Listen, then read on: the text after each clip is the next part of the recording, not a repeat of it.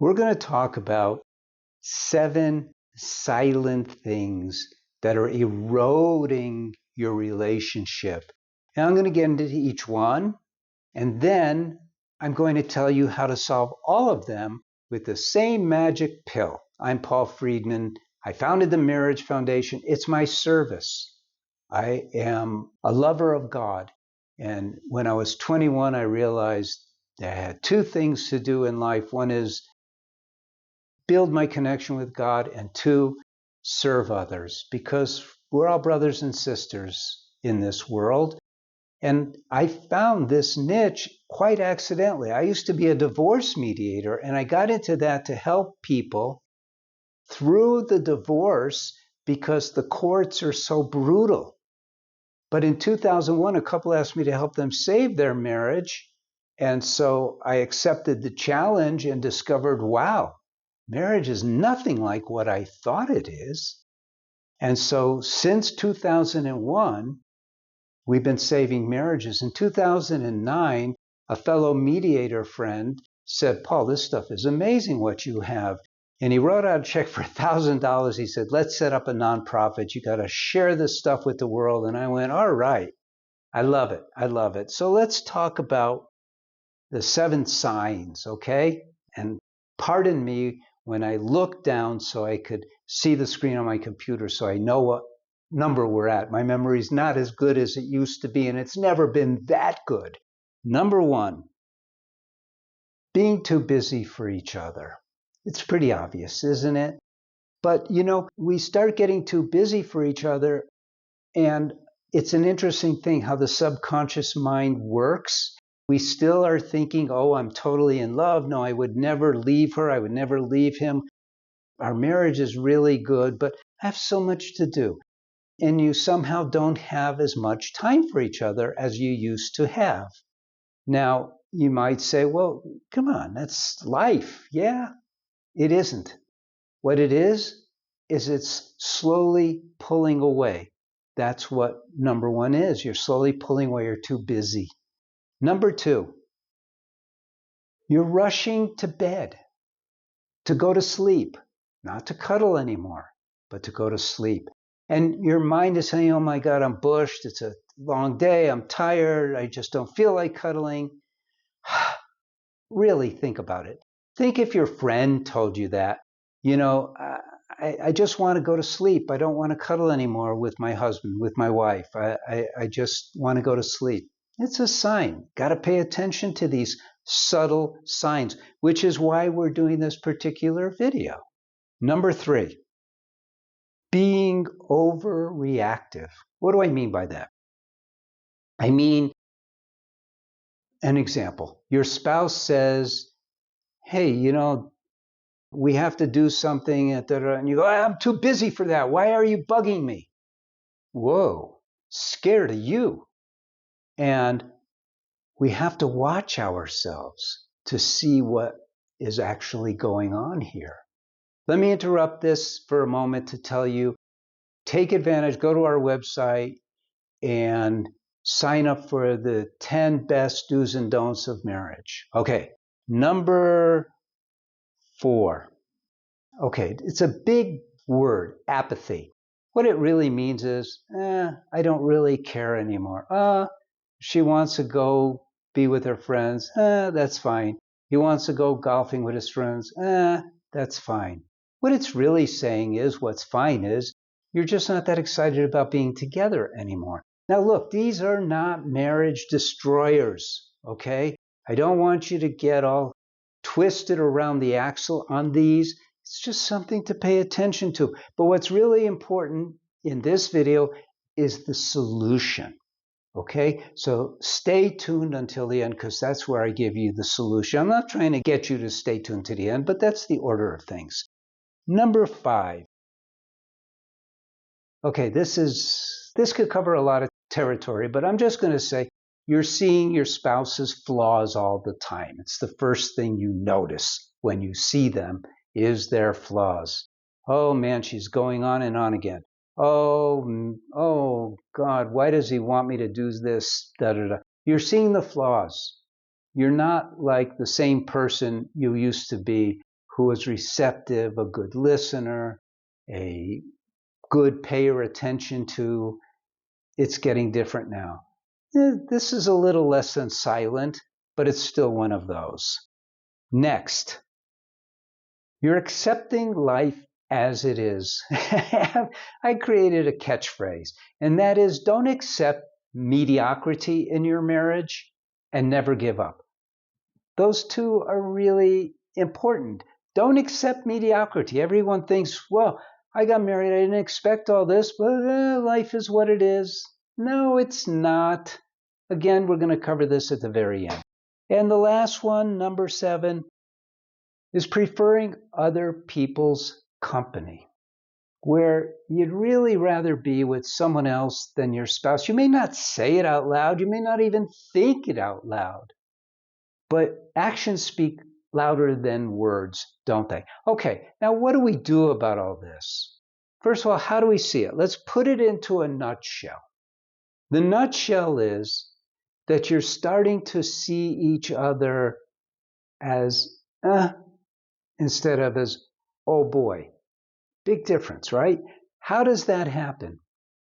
It happens because there's no such thing in life as standing still. There's no such thing in the universe as standing still. Everything is in motion.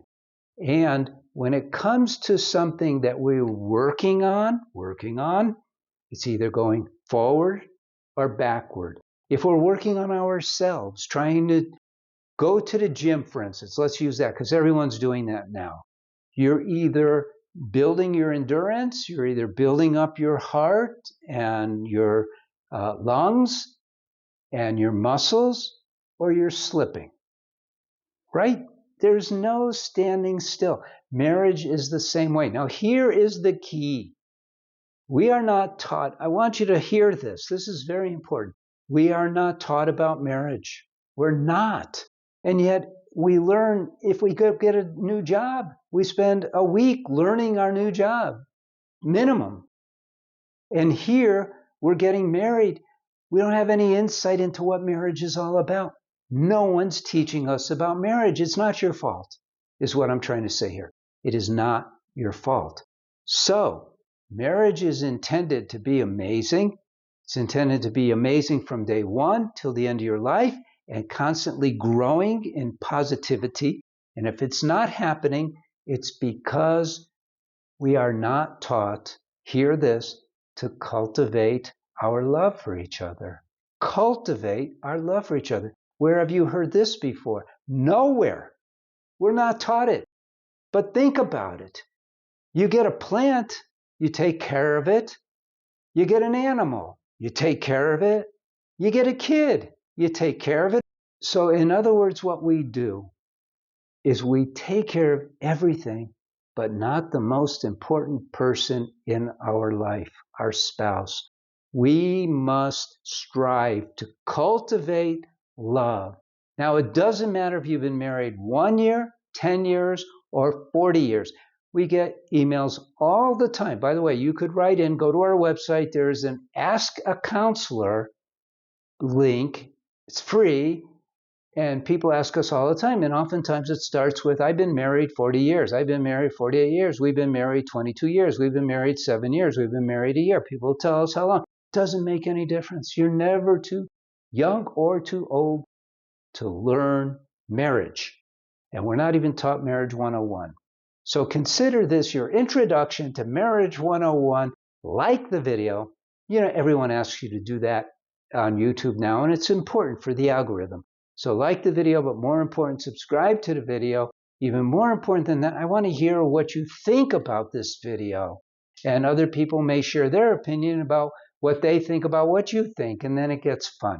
I'm Paul Friedman, founder of the Marriage Foundation. God bless you. Have a great day and take care. Hi, I'm Paul Friedman, founder of the Marriage Foundation. Been saving marriages since 2001. Now, what can we say about not giving up and not settling?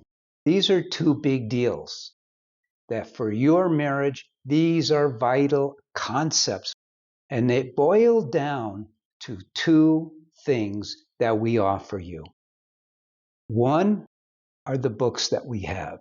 I have Lessons for a Happy Marriage, which is the first book that I wrote, and Breaking the Cycle. They're both great. Flip a coin as to which one you want. That's for not settling. Those books lay out for you exactly what marriage is all about. The guidelines, the intricacies, delves into communication, all the things about marriage that you need to know. And if your marriage is doing fine, but you just have this little problem here, this little problem there, but it's basically doing fine, don't settle. I promise you this, when you read one of these books, you're going to learn more about marriage than you even knew you didn't know, and it's going to change everything for the better. You will be so grateful that you took my advice and got one of those books. Now, the Don't Give Up, when I began, I was structuring, compiling all the marriage help that people need in order to save their marriage. I was a divorce mediator until 2001, and so I was fortunate that I was accessing a support group for those who were going to get a divorce called Second Saturday in San Diego, California. And so I was able to pull out of those sessions individuals, after I told them that I could help them save their marriage, who were beyond on the verge of getting a divorce. I'm going to say 95 to 98% of the people for whom I got a divorce shouldn't have, didn't need to, had they known what I now know. I took all of that knowledge and I put it into comprehensive courses, one for men and one for women. These courses, your course based on your gender, will bring you from the depth of the swamp that you find yourself in, out of that, into the light, and help you achieve a marriage you never even dreamed possible. That's a promise. Now, what if you're not even married? What if you're going to get married and you're just looking around for marriage advice? In that case, and I actually created this for some friends, we have a premarital course, which is amazing.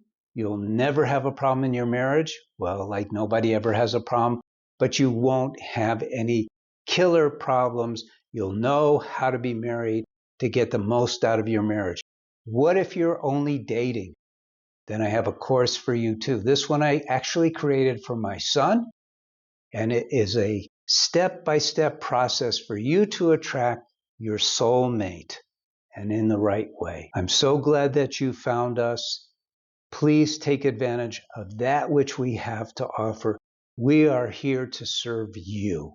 I'm Paul Friedman. God bless you, and take care.